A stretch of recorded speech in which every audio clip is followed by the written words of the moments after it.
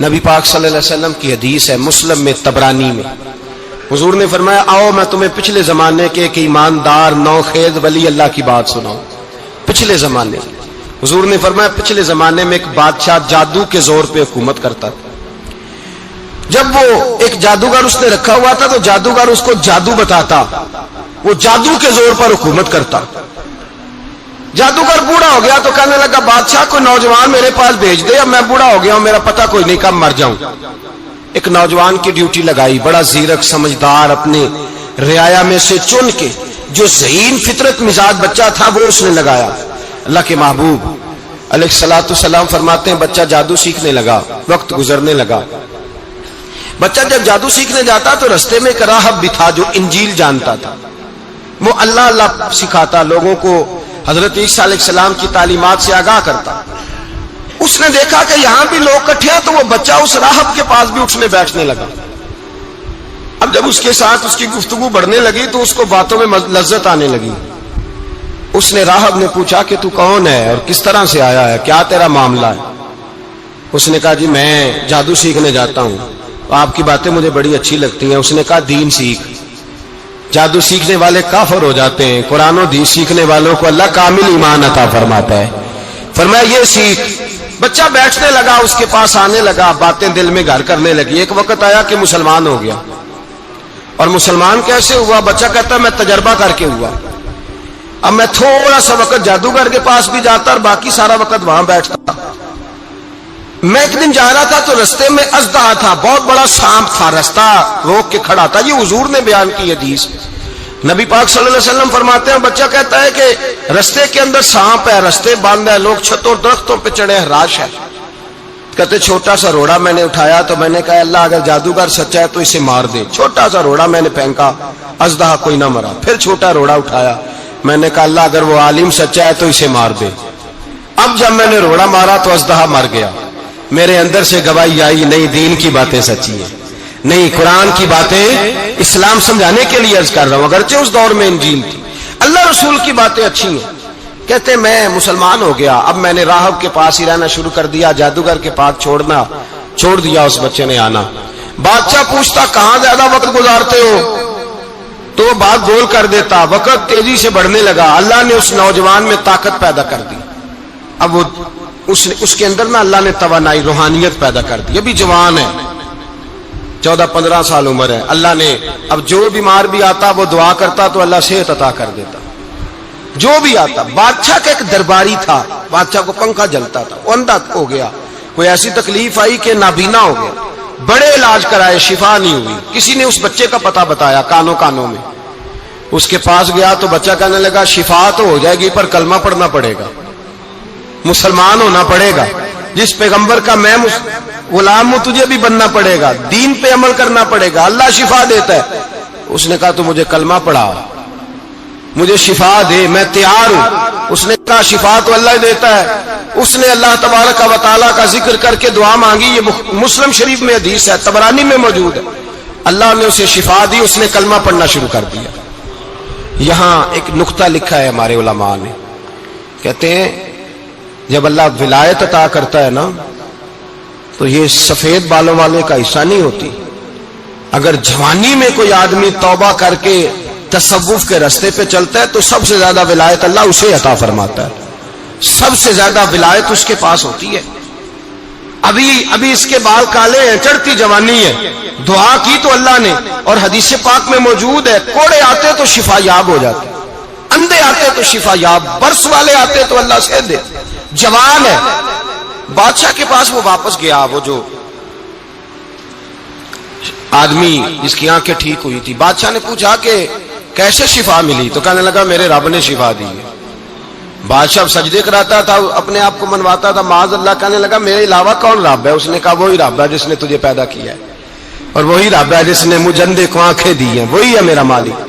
کہا اچھا تو مجھے نہیں مانتا؟ کہا نہیں میں اپنے رب کو مانتا ہوں۔ بادشاہ نے اسے سزا دی، ستایا، اس نے بچے کا پتہ بتایا، پھر بچے کو بلا کے ستایا تو اس راہب کا پتہ بتایا، راہب بھی قتل ہو گیا، نابینا بھی قتل ہو گیا۔ بادشاہ نے کہا سپاہیوں سے اس بچے کو لے جاؤ اور پہاڑ کی چوٹی پہ جا کے نیچے پھینکو تاکہ مر جائے. بچہ پہاڑ کی چوٹی پہ گیا تو ہاتھ اٹھا کے کہنے لگا یا اللہ میرے لیے نہیں اپنے لیے، میرے لیے نہیں اپنے لیے انہیں اپنی قدرت کے جلوے دکھا، میرے لیے نہیں. اللہ کے بندے اپنی جان بچانے کی دعائیں نہیں مانگتے، اپنے لیے انہیں اپنی قدرت کے جلوے دکھا. یہ دعا مانگی، جتنے لوگ ساتھ آئے تھے وہ سارے زمین پہ گرے اور سب مر گئے، پہاڑ سے گر کے مر گئے. بچہ واپس سیدھا بادشاہ کے پاس کہنے لگا لو بھائی میرے رب نے مجھے بچا لیا ہے. جوان کا ایمان دیکھو، میرے رب نے مجھے، بولو میرے اللہ نے مجھے ایمان کی گواہی دے رہا ہے، میں بچ گیا ہوں، تو جھوٹا ہے میرا رب سچا ہے. اس نے کہا لے جاؤ اس کو دریا میں، کشتی میں بٹھاؤ، بیچ دریا کے جا کے دھکا دے دو. بیٹھے کشتی میں، دریا کے بیچ گئے، اور جب جا کے وہاں اس کو دھکا دینے لگے تو اس نے کہا اللہ میرے لیے نہیں اپنے لیے انہیں اپنی قدرت کے جلوے دکھا. بس ایک طوفان سا آیا، جتنے سپاہی ساتھ آئے تھے ڈوب کے مر گئے. وہ بچہ اٹھا اور سیدھا پھر بادشاہ کے پاس، اسی کے پاس کہنے لگا لو بھائی میرے رب نے مجھے بچا لیا ہے، تیرے پاس آیا ہوں. وہ کہنے لگا تو کیا مصیبت میرے گلے پڑ گئی ہے، کیسے جان چھوٹے گی؟ تو بچہ کہنے لگا اگر تو مجھے باندھے درخت کے ساتھ اور سارے ملک کو بلائے، لوگوں کو اکٹھا کرے، پھر تو مجھے تیر مارنا، میں تجھے بتاؤں گا کیسے مارنا ہے، میں مر جاؤں گا. اللہ کا بندہ نوجوان ایمان دیکھو، مرنے کے طریقے بتا رہا ہے، میں تجھے بتاؤں گا میں کیسے مروں گا. یہ بات کہی، بادشاہ نے سارا مجمع جمع کیا، ملک سارا باہر آ گیا، درخت کے ساتھ باندھ دیا. کہنے لگا بھائی لوگوں یہ مجھے مارنا چاہتا تھا، مار نہیں سکا، اب میں اسے بتانے لگا ہوں کہ میں کیسے مروں گا. اسے کہو جب تیر مارے تو ساتھ میرے رب کا نام بھی لے، میں اپنے رب کے نام پہ جان دوں گا، ایمان کی پختگی میں اللہ کے نام پر جان دوں گا. اسے کہو رب کے نام پہ مارے، مر جاؤں گا. بادشاہ نے اللہ کہہ کے تیر مارا، پیشانی میں لگا، بچے کی روح پرواز کر گئی. جتنا مجمع کھڑا تھا سارا کلمہ پڑھ کے مسلمان ہو گیا، سارے مسلمان ہو گئے سارے. میرے رسول پاک سید عالم صلی اللہ علیہ وسلم نے نوجوانوں کو بتایا جب تمہارے اندر ایمان کی قوت آئے گی تو اللہ تمہاری مدد کرے.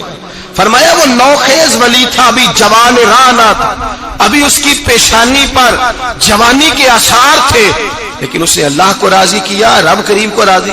ولایت کا مطلب بڑھاپا نہیں، ولایت کا مطلب وہ نہیں کہ جب بڑا لمبا وقت گزر جائے تو پھر آدمی آئے کہ نہیں اب کیا کرنا ہے، اب مسجد ہی ہے، اب تو اس کے علاوہ گزارا ہی کوئی نہیں.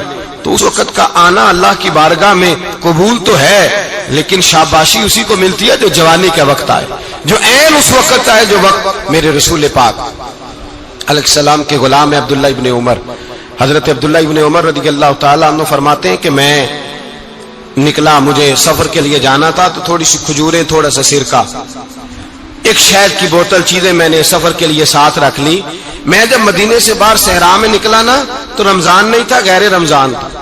میں نے ایک نوجوان کو دیکھا بکریاں چرا رہا ہے، بکریاں چرا رہا ہے. اے جوان، آپ فرماتے ہیں اس کا چہرہ بڑا نورانیت والا، گرد پڑی ہوئی پر بڑا حسین.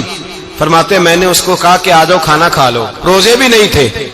کہنے لگا نہیں میں نے روزہ رکھا ہوا ہے. فرماتے ہیں میں نے کہا پتہ کروں کہ نیرا نیک ہی ہے کہ پرہیزگار بھی ہے. نیک وہ ہوتا ہے جو نماز پڑھے روزہ رکھے، پرہیزگار وہ ہوتا ہے جو گناہ سے بچے، وہ پرہیزگار ہوتا ہے. کہا پتہ کروں پرہیزگار بھی ہے کہ نہیں. کہتے میں قریب گیا تو میں نے جا کے اس کو کہا بھائی تیری بکریاں بڑی پیاری ہیں، میرا دل کرتا ہے کہ بکری مجھے دے دو. کہتے وہ جوان، غربت بھی، پریشانی بھی، پر دامان توکل کی یہ خوبی ہے کہ اس پر پابند لگے ہوتے ہیں، دھبے نہیں ہوتے. غربت ہے. کہا جناب ایک بکری دے دو. آنے لگا جناب بکریاں میری نہیں، بکریوں کا مالک کوئی اور ہے. کہتے میں نے آزمانے کے لیے کہا کہ بکریوں کے مالک کو کہنا ایک بکری بھیڑیا لے گیا ہے، کہہ دینا بھیڑیا لے گیا ہے. تو کہتے اس نے میری طرف دیکھا، گرد سے اس کے بال لٹے ہوئے، آنکھوں میں روشنی، چہرے پہ اطمینان، لب و لہجے میں ایمان کی طاقت. نوجوان کہنے لگا حضور بکریوں کے مالک کو تو کہہ دوں گا بھیڑیا لے گیا ہے، جب عرش کا مالک پوچھے گا تو کیا جواب دوں گا، اللہ کو کیا جواب دوں گا. کہتے ہیں میں کانپنے لگا اس کی بات سن کے. واپس آیا، جو کام نکلا تھا وہ چھوڑا، واپس لوٹ آیا. میں نے پتا کیا کس کا غلام ہے، پتا چلا فلاں آدمی کا ہے. کہتے میں نے پہلے غلام خریدا، پھر پتا کیا تیرے پاس بکریاں کتنی ہیں، اس نے کہا 400. کہتے میں نے مالک سے ساری بکریاں خریدی، پھر غلام کو بلایا، پھر وہ بکریاں تحفے میں دی، تحفے میں۔ کہنے لگا حضور یہ سارا کچھ مجھے کیسے ملا؟ میں نے کہا تیرا ایمان بڑا پختہ تھا تو میرے رب نے تجھے انعام عطا فرمایا۔